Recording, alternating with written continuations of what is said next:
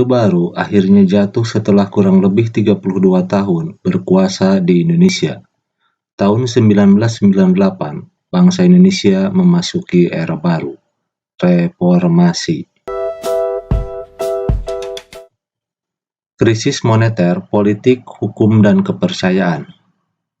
Krisis moneter yang melanda Thailand pada awal Juli 1997 merupakan permulaan peristiwa yang mengguncang nilai tukar mata uang negara-negara di Asia, Malaysia, Filipina, Korea, dan tidak terkecuali negara kita, Indonesia.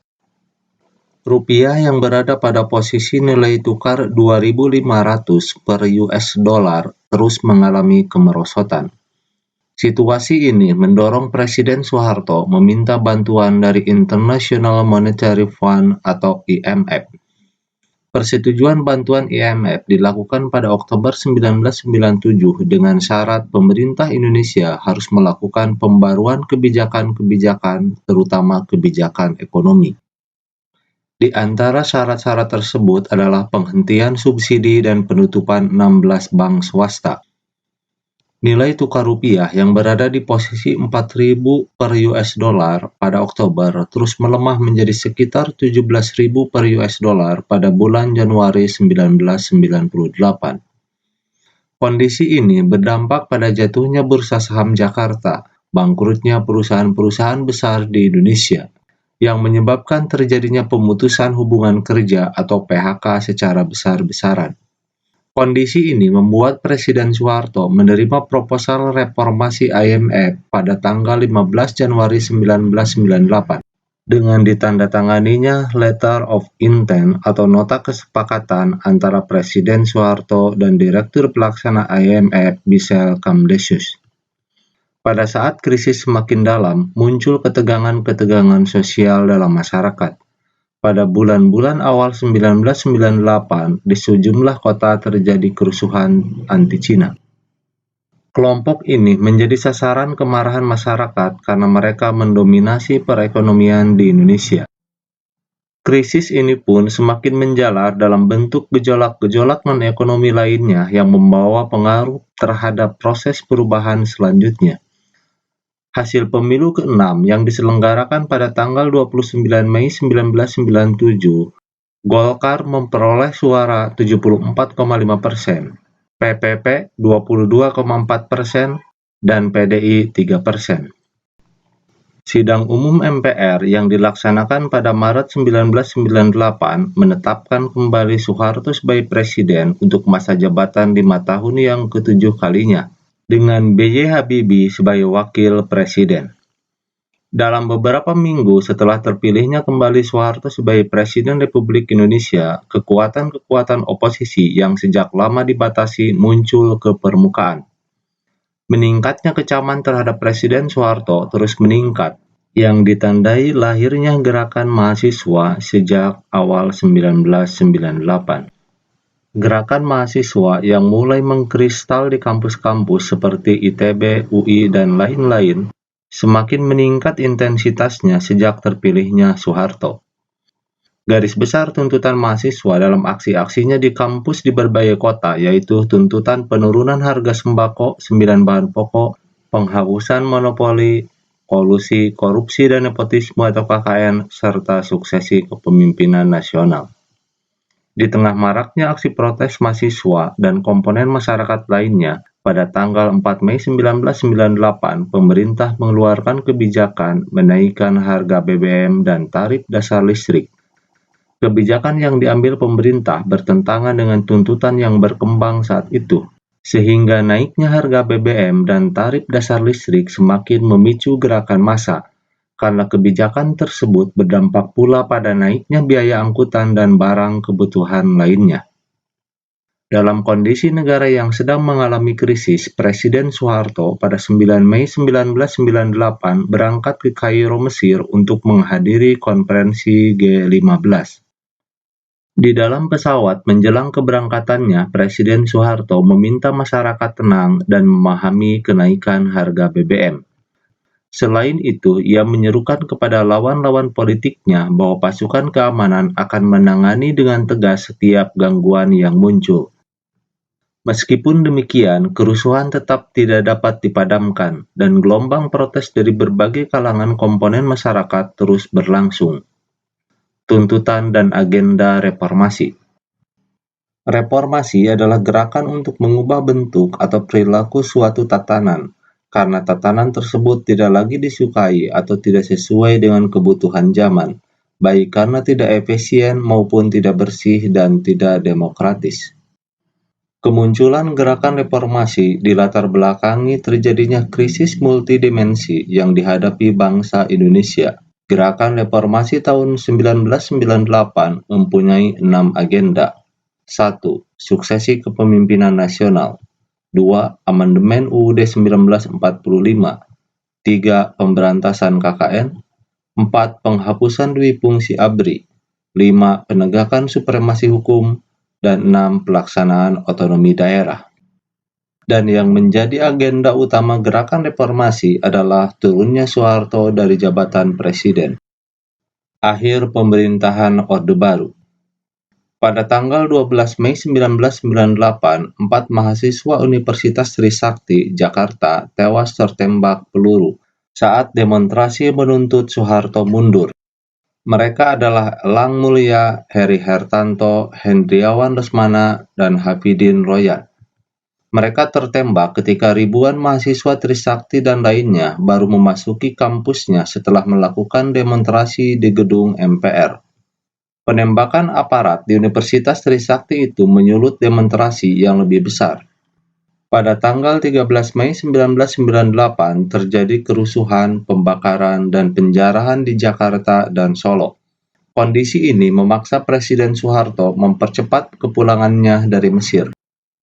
Sementara itu, mulai tanggal 14 Mei 1998, demonstrasi mahasiswa semakin meluas. Bahkan para demonstran mulai menduduki gedung-gedung pemerintah di pusat dan daerah. Mahasiswa Jakarta menjadikan gedung DPR MPR sebagai pusat gerakan yang relatif aman. Ratusan ribu mahasiswa menduduki gedung rakyat, bahkan mereka menduduki atap gedung tersebut.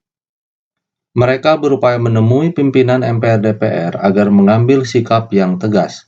Akhirnya, tanggal 18 Mei 1998, Ketua MPR DPR Harmoko meminta Soeharto turun dari jabatannya sebagai presiden.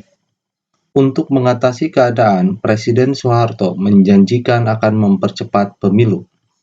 Hal ini dinyatakan setelah Soeharto mengundang beberapa tokoh masyarakat seperti Nurholis Majid dan Abdurrahman Wahid ke Istana Negara pada tanggal 19 Mei 1998. Akan tetapi, upaya ini tidak mendapat sambutan rakyat. Momentum Hari Kebangkitan Nasional 20 Mei 1998 rencananya digunakan oleh para tokoh reformasi untuk mengadakan doa bersama di sekitar Tugu Monas. Akan tetapi, rencana apel dan doa bersama batal karena 80.000 tentara bersiaga di kawasan tersebut.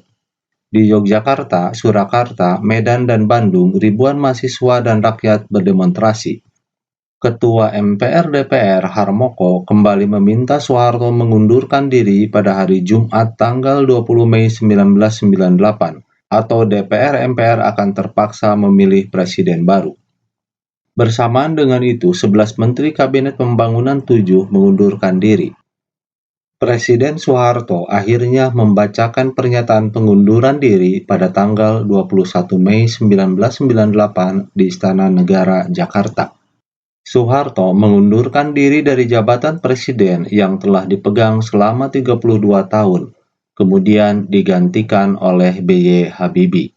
Sejak saat itu berakhirlah era Orde Baru dan memasuki sebuah era baru yang kemudian dikenal sebagai masa reformasi. A few minutes later. Periode ini disebut juga era reformasi. Gejolak politik di era reformasi semakin mendorong usaha penegakan kedaulatan rakyat dan persaingan untuk mewujudkan pemerintahan yang bersih dari korupsi, dan nepotisme yang menghancurkan kehidupan bangsa dan negara. Memasuki masa reformasi, bangsa Indonesia bertekad untuk menciptakan sistem pemerintahan yang demokratis. Untuk itu, perlu disusun pemerintahan yang konstitusional atau pemerintahan yang berdasarkan pada konstitusi. Pemerintah konstitusional bercirikan bahwa konstitusi negara itu berisi a. adanya pembatasan kekuasaan pemerintahan atau eksekutif, dan b. jaminan atas hak asasi manusia dan hak-hak warga negara. Berdasarkan hal itu, salah satu bentuk reformasi yang dilakukan oleh bangsa Indonesia adalah melakukan perubahan atau amandemen atas Undang-Undang Dasar 1945. Dengan mengamandemen Undang-Undang Dasar 1945 menjadi konstitusi yang bersifat konstitusional. Diharapkan dapat terbentuk sistem pemerintahan yang lebih baik dari yang sebelumnya. Amandemen atas Undang-Undang Dasar 1945 telah dilakukan oleh MPR sebanyak 4 kali, yaitu pada tahun 1999, 2000, 2001, dan 2002. Perubahan UUD 1945 pada hakikatnya tidak mengubah sistem pemerintahan Indonesia, baik sebelum maupun sesudah perubahan. Sistem pemerintahan Indonesia tetap presidensil, tetapi perubahan tersebut telah mengubah peran dan hubungan Presiden dan DPR.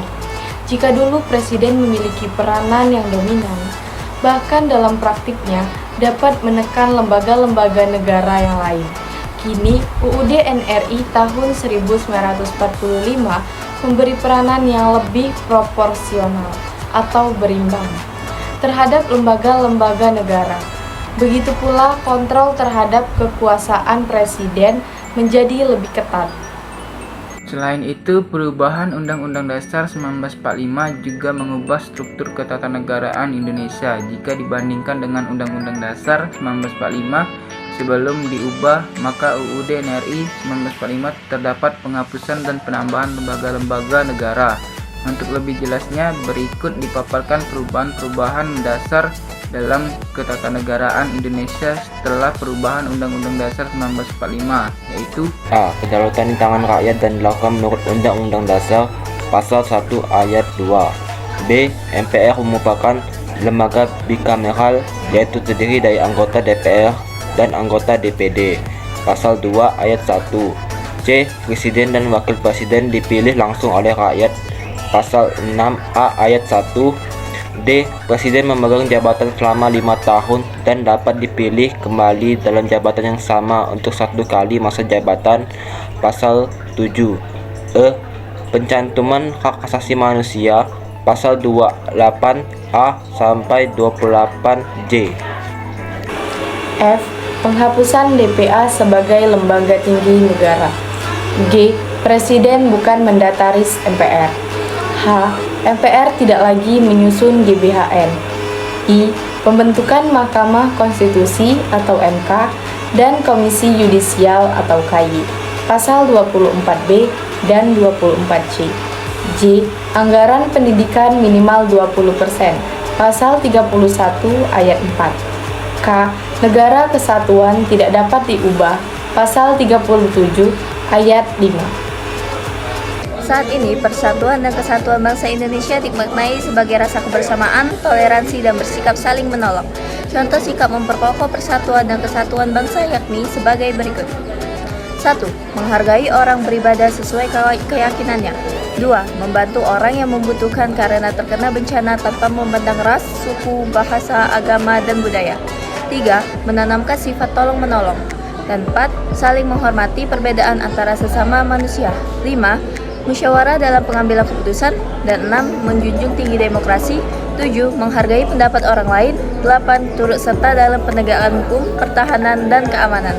Persatuan dan kesatuan bangsa sangat penting bagi bangsa Indonesia karena dapat menjaga keutuhan serta keamanan negara. Adanya persatuan dan kesatuan dapat menghindari Indonesia dari terjadinya konflik dan perpecahan, Selain itu, persatuan dan kesatuan merupakan salah satu prinsip dasar negara Indonesia.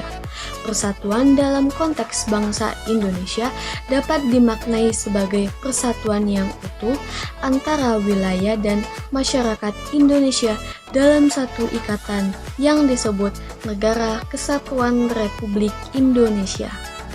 Jadi kesimpulannya, ada kalanya persatuan dan kesatuan bangsa Indonesia begitu kukuh, tetapi ada pula masa ketika dinamika persatuan dan kesatuan bangsa mendapat ujian ketika dihadapkan oleh berbagai macam gerakan pemberontakan yang ingin memisahkan diri dari NKRI. Segala bentuk teror yang bisa berdampak munculnya perpecahan di kalangan masyarakat Indonesia sudah banyak terjadi dalam sejarah Indonesia hingga saat ini. Namun, sebagai generasi bangsa, kita patut bersyukur ancaman atau gangguan tersebut tidak membuat NKRI menjadi lemah, tetapi semakin kukuh dan berkembang hingga sekarang.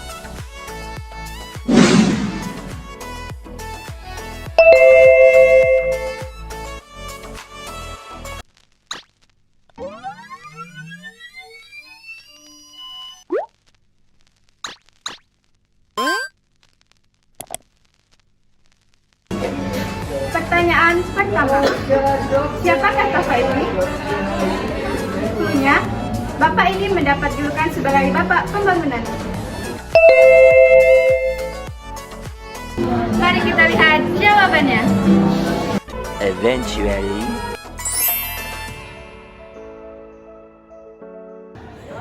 Pertanyaan kedua, sebutkan siapa saja pahlawan pada masa reformasi. Mari kita lihat jawabannya. Eventually. Oke, pertanyaan terakhir. Tanggal berapa diperingati sebagai Hari Reformasi Nasional? Mari kita lihat jawabannya. Eventually.